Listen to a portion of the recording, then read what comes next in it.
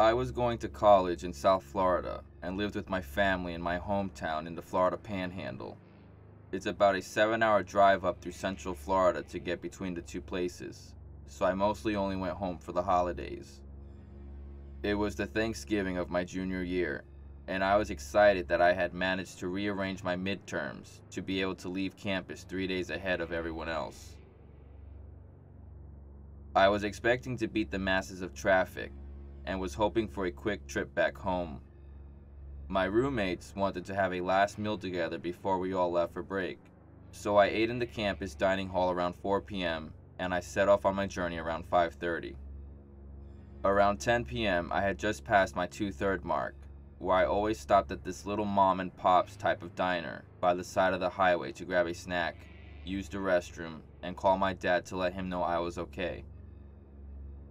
I hadn't been there since summer, and the place was out of business, so I was a little bummed out that I wasn't getting my chocolate chip pancakes.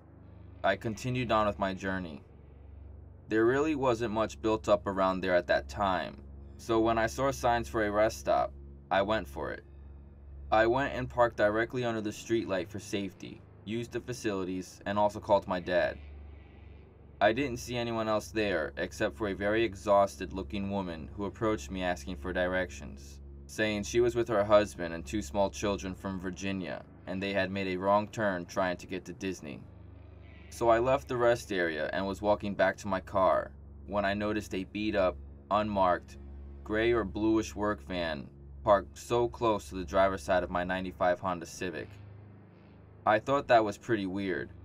It had Florida tags on it, so it couldn't have been the ladies I talked to in the bathroom, because I distinctly remember her telling me she was from Virginia. I turned around and hightailed it back to the rest stop, promptly running into some random, middle-aged guy with 2 little boys. Getting to talk to him, it turned out it was his wife I had spoken to. She emerged from the bathroom a second later, so I felt comfortable speaking to him.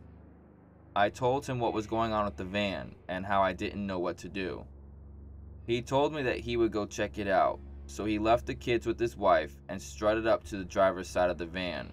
He stood there for a moment before speaking. His voice awkwardly quivered, but we could hear him yell it from where we were standing some 100 feet away. I heard him tell the guys in the van that he already had called the police and that they were going to have to leave the rest stop.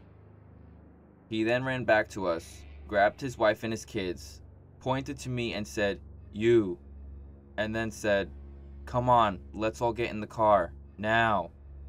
So here I was, confusedly sitting in the back of this stranger's SUV while he went and used a payphone to presumably call the police. Meanwhile, the van peeled out of there. They ran up on the curb on their way out. They burned rubber. It was almost comical. The cops eventually got there, and I found out what happened. The man went to go check out the van, and he could see inside it pretty well, because I had parked under the streetlight. The first thing he noticed was that all the seats except for the driver's seat had been removed. There was a guy sitting in the driver's seat and a guy sitting in the back, a tarp laid out in the back, and a bunch of other random items back there he couldn't immediately identify. Neither of the guys were reading a newspaper or a map or anything. They were apparently both just sitting there. It still makes me sick thinking about it.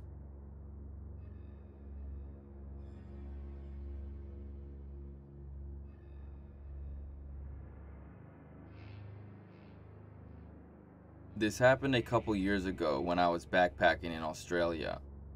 I traveled around driving a van, like many backpackers there do, as it saves a lot of money with accommodation.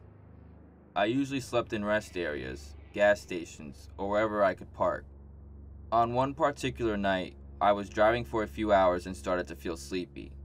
I decided then to stop in the next rest area, in the middle of nowhere. Parking in that location during daytime could be a great idea, but at night, it seemed like a horror movie location. There were no cars parked there and no lights whatsoever. I know I should have parked where there were more people around, but I was really drowsy. I turned off the engine and closed the curtains of the van. It was not long before dawn that I heard some heavy knocking on the side of the van.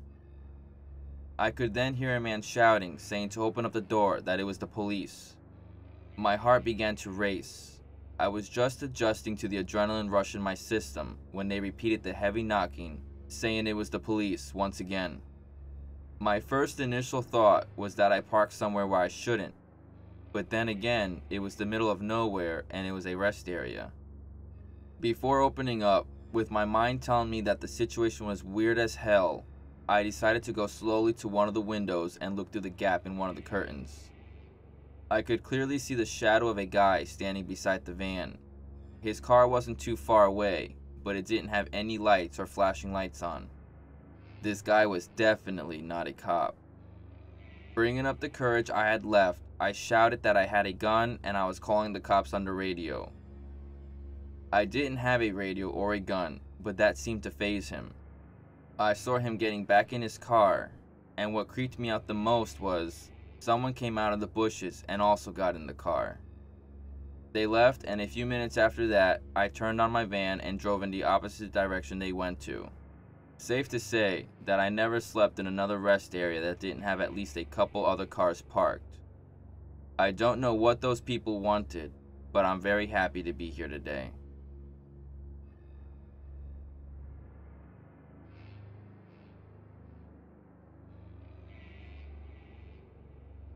This isn't my story, but it's something that happened to my father about 4 years ago while he was on a business trip for work.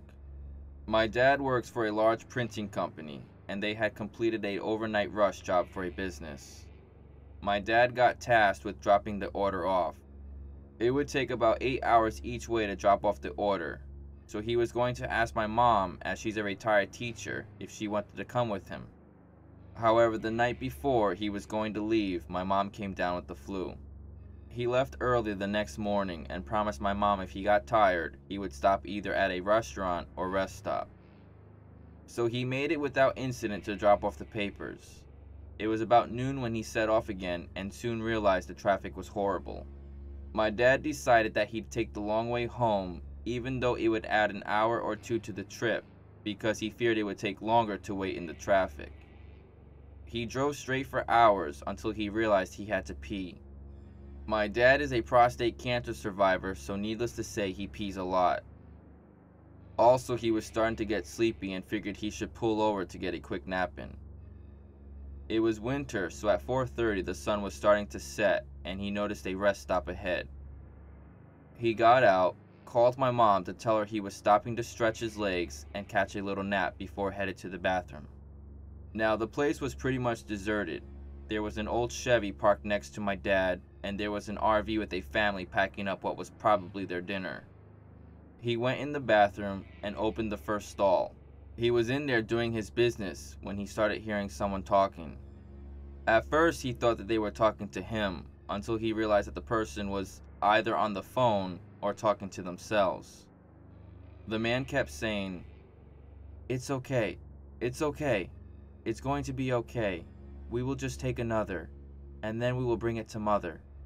My dad said he sounded like he was young, between late teens to early 20s. Then before my dad could say anything, the guy starts beating his head and screams, "You're a stupid boy, a stupid, stupid boy.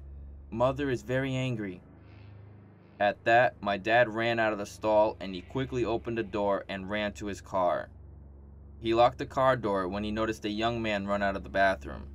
He was looking for my dad and saw him in his car. My dad had the car started and was backing up when the guy ran full tilt at him, screaming. My dad drove off.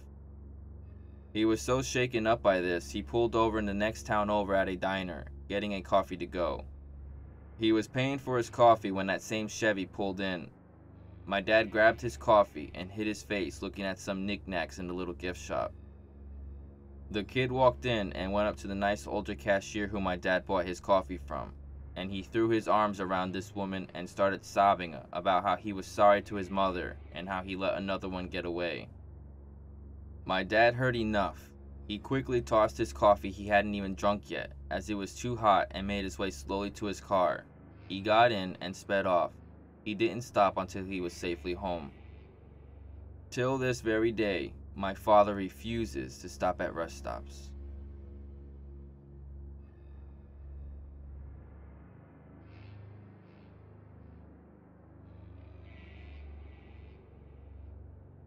My mother had told my brother and I this story, which straight up gave me the chills. We have a lifelong family friend named Sally. Sally would frequently visit her friends and family in Oklahoma. We live in a small town in southern Ontario, Canada. Sally would often drive many hours straight, even all night, to get from our town to another small town. She did this simply to save money and time, and obviously wanted to arrive as soon as she could. About 30 years ago, she decided to head south on a visit, so she packed up her stuff and headed out. At some point after driving about 14 or 15 hours, she started getting pretty tired. She decided that she would stop at a rest stop, to sleep for a little bit and resume her drive first thing in the morning. She parked in a very well-lit and busy rest stop. She parked right by the lights and felt at ease because there was an abundance of travelers stopping and going. She got out for a bathroom break, came back, and settled in her car. Right around this time, an RV pulled up beside her, and an elderly couple got out. She struck up a little conversation with the older couple. Nothing odd, just some small talk. They explained to Sally that they were driving from the south, going north, and just needed to have a sleep for the night. They wanted to talk because they were unsure if a rest stop was okay to stop at, but seeing Sally, they were put at ease. They told Sally to have a good night and a good rest of her road trip, and the couple went back in their RV. Sally locked her doors and went to sleep. A few hours later, Sally woke up with a really unsettling feeling. She looked around, but didn't see anything. She assumes she is feeling bad because she's tired and a car isn't the best to sleep in. About 10 minutes after this, she said that this feeling actually got worse and it was a jarring, queasy, uneasy feeling. She sat up and tried to shrug it off. This didn't work, and apparently she had every red alarm and instinct telling her that she needed to go. She began to panic, started her car, and peeled off. About 20 miles down the road, she found a motel and a gas station and restaurant stop. She decided to see if she can get a room for what little money she had. She conversed with the person in charge. He cut her a deal as he didn't want a young woman driving alone at night. She received her room key, popped it in her hotel room, and slept for the night. No issues whatsoever. At around 9 a.m., she woke up, showered, changed clothes, and decided to relax for a few. She turned on the TV, and what was on it actually gave me chills. There was a breaking news story about an elderly couple killed in the middle of the night. The news showed the RV that Sally was parked next to, exact spot, and exact rest stop.